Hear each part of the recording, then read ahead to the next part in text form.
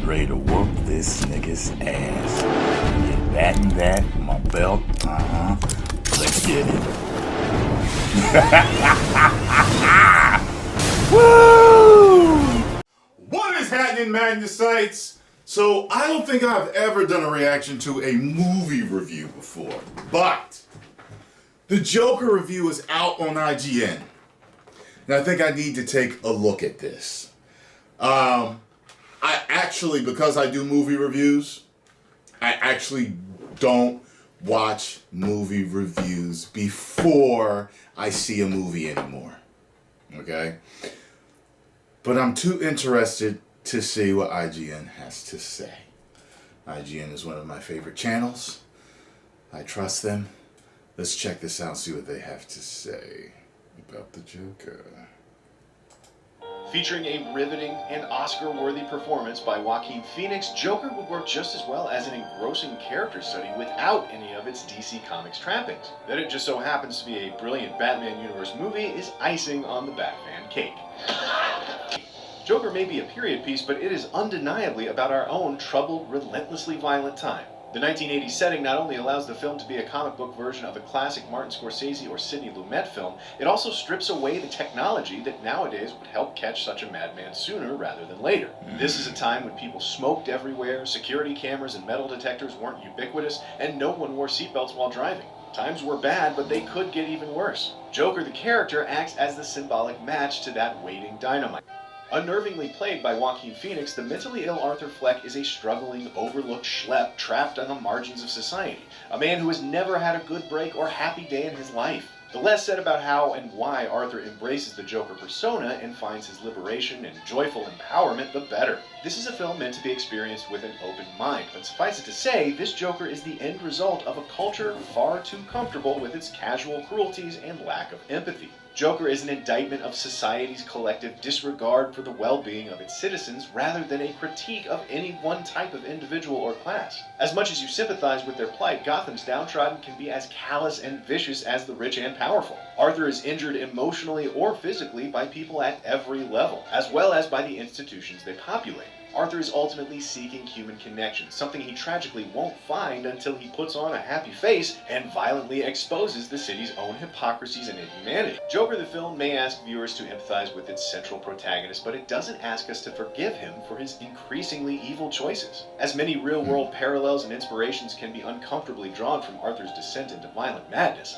the film still knows he's deranged and not to be romanticized, merely understood. The key to that careful calibration is not only Todd Phillips' sharp direction and clear vision, but also Joaquin Phoenix's indelible performance. Arthur's uncontrollable laughter looks as though it physically pains him. His body is rail-thin and battered, his misery is etched on his deeply creased face. He looks healthier and livelier as he transforms into Joker than he ever does as Arthur. Phoenix captures all these tiny nuances in Arthur that reveal so much about this disturbed individual's inner life. Despite this seemingly being an origin story, the comic book Joker infamously once said he preferred his origin to be multiple choice, and this movie wisely embraces the ambiguity of its title character. Phillips and co-screenwriter Scott Silver designed a film that demands multiple viewings. One of Joker's strengths is that anyone will be able to argue their side about what was real and what was imagined, and no one will be able to say another's read of it is inaccurate. And for a movie about one of fiction's most unreliable narrators, we should expect nothing less. Joker isn't just an awesome comic book movie, it's an awesome movie, period. It offers no easy answers to the unsettling questions it raises about a cruel society in decline. Joaquin Phoenix's fully committed performance and Todd Phillips' masterful, albeit loose reinvention of the DC source material make Joker a film that should leave everybody, comic book fan or not, disturbed and moved in all the right ways. So, they gave it a 10 out of 10.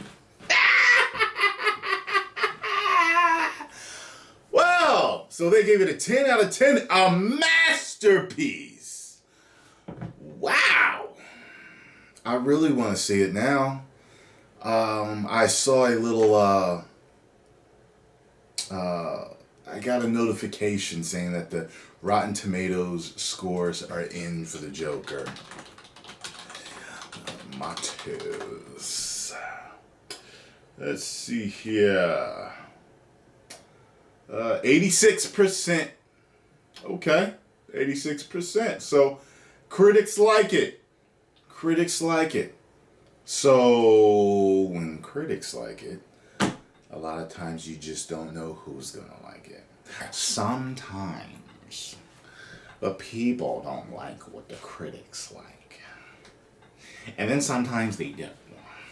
So I don't know what to say here. We shall see. I'm thinking I'm going to enjoy this. And I'm going to look at it the way it's actually kind of being portrayed, like a kind of indie art house type of film. So I'm going into that like that, to look at this as a more of a piece of art rather than a piece of entertainment. That's how I'm going into it. So we shall see when I see it. By the way, if anyone has connections with Warner Brothers so I can get a press pass, please let me know. Yeah. I'd like to get into those early screenings, you know what I mean, so I can do those movie reviews. But let me know what you all think. Do you think this is all going to pan out for the best? Are we going to get a 10 out of 10 like IGN says? Or is this going to be somewhere middle of the road? Post comments down below. Let me know what you think. And if you enjoyed my reaction, hit the like button, subscribe, and share. 10 million subscribers. Woo! You may now subscribe.